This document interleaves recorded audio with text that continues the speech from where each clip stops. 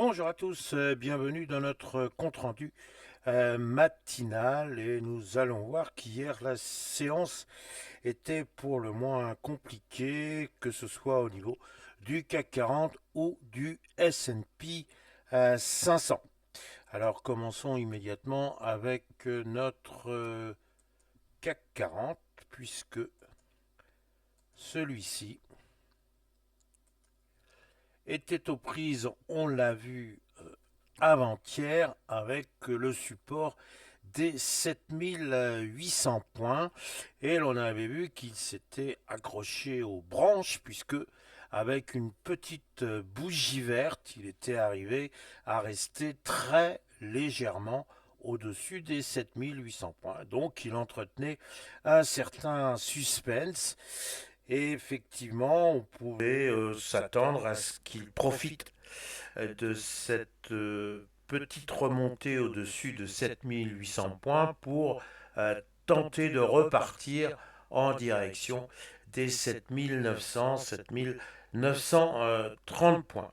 C'est d'ailleurs ce qu'il tentait de faire dès l'ouverture et il semblait dans d'assez bonnes dispositions, mais voilà, entre-temps, il y a eu quelques frayeurs au niveau des indices américains, nous allons y venir. Toujours est-il que le CAC 40 a finalement clôturé avec une baisse de moins 0,54% et donc bien en deçà du support des 7800 points.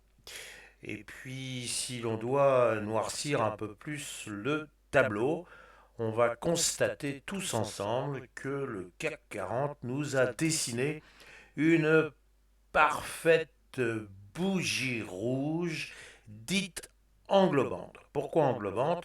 Eh bien parce qu'on voit que toute la surface de cette bougie englobe très exactement le corps de la précédente bougie. Il faut y voir un signe possible. Je rajoute toujours le possible car il nous faut des confirmations lorsque nous avons une indication par un chandelier japonais, il faut toujours une confirmation.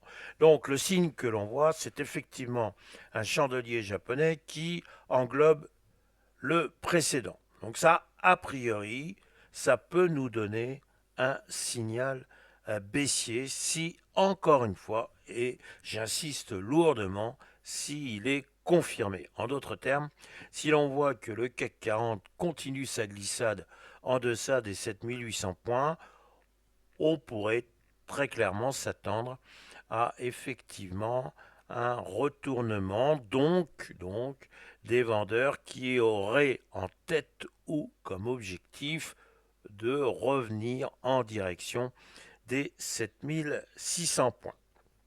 Alors, pourquoi cette englobante? Pourquoi finalement une clôture bien en deçà des niveaux d'ouverture?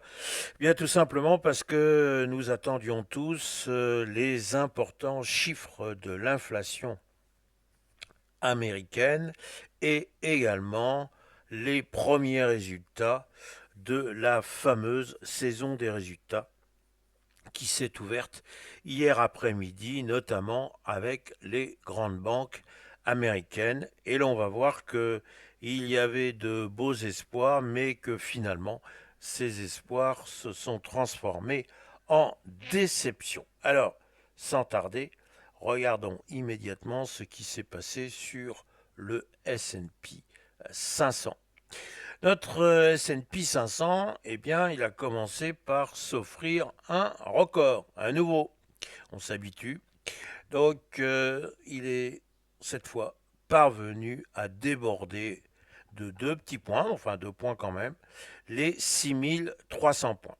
Son plus haut historique est situé à 6302,04 pour être extrêmement précis et rigoureux. Mais il a quand même clôturé en baisse avec une baisse de moins 0,40%. Alors que s'est-il passé?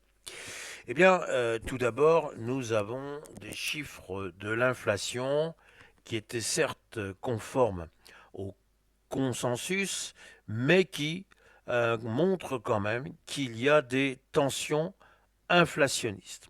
Or, qui dit tension inflationniste, selon un schéma maintenant bien connu, dit surveillance par la Banque centrale américaine. Et comment lutte la Banque centrale américaine contre l'inflation?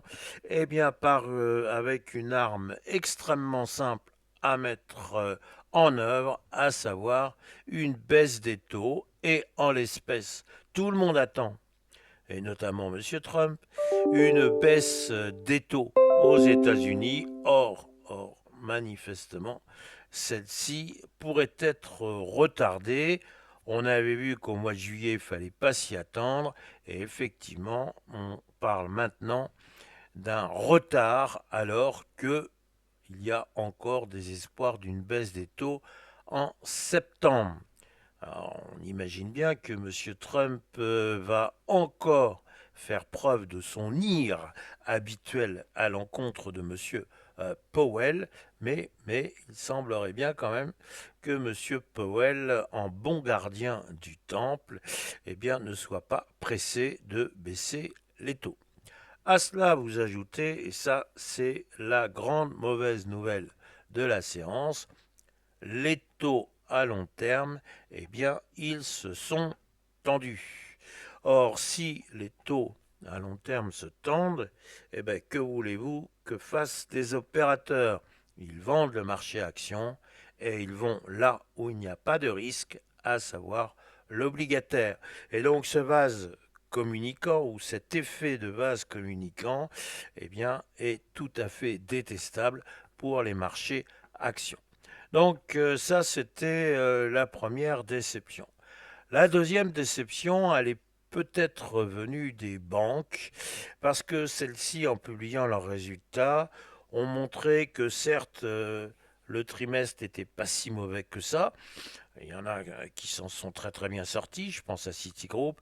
Enfin, il y a d'autres banques où on attendait tellement d'elles que finalement, on est quand même un petit peu déçu, et il y a eu des prises de bénéfices assez appuyées sur un certain nombre de banques. Alors la saison des résultats, elle ne démarre pas forcément sous les meilleurs auspices, et donc eh bien, ça déplaît au marché. Alors notre S&P 500, qui butait sur cette fameuse résistance des 6300 points, et ça fait déjà un petit moment qu'on dit attention, visiblement cette résistance est lourde à passer, eh bien là il y a eu clairement une prise de possession de la part des vendeurs. Est-ce que c'était juste une petite alarme?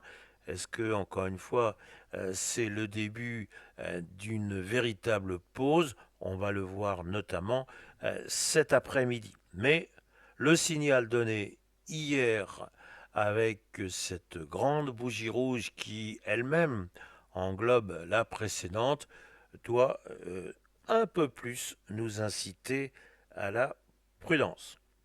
Alors cet après-midi, on aura aussi des indicateurs d'inflation, mais un peu moins importants, c'est les prix à la production. De même, il faudra en soirée faire attention à la publication du livre beige de la Fed. Alors il ne faut pas confondre, je le dis au passage, pas confondre ce qu'on appelle les minutes de la Fed. Les minutes de la Fed, c'est le compte-rendu de ce qui s'est dit lors de la dernière réunion de la Fed. En revanche, le livre beige de la Fed, c'est une concoction d'un certain nombre de données économiques qui permettent à la Fed de préparer sa prochaine séance. Alors, on y trouve effectivement des éléments qui pourraient donner à croire que les prochaines décisions de la Fed iraient dans un sens plutôt que dans un autre. Donc attention, et notamment attention à tout ce qui pourrait être effectivement élément inflationniste. Alors, on peut aussi dire que la hausse des taux est peut-être une réponse indirecte à la politique de M. Trump. Celui-ci continue à faire peur avec ces taxes douanières qu'il menace de mettre en place un peu partout, alors que tout le monde sait qu'au final, c'est une source d'inflation et notamment pour le consommateur américain et on ne le répétera jamais assez, le consommateur américain c'est aussi un électeur américain et donc Monsieur Trump doit quand même faire attention à tout ceci. Alors nous sommes dans un moment franchement délicat, c'est le moins qu'on puisse dire, avec des amorces baissières. Nous étions très prudents au cours des dernières séances, eh bien nous le sommes, vous l'avez compris, encore un peu plus aujourd'hui et ça fera du bien, notamment au S&P 500, de se dégonfler un petit peu. N'oubliez pas qu'un S&P 500 trop valorisé, c'est l'assurance d'une saison des résultats en dents de scie.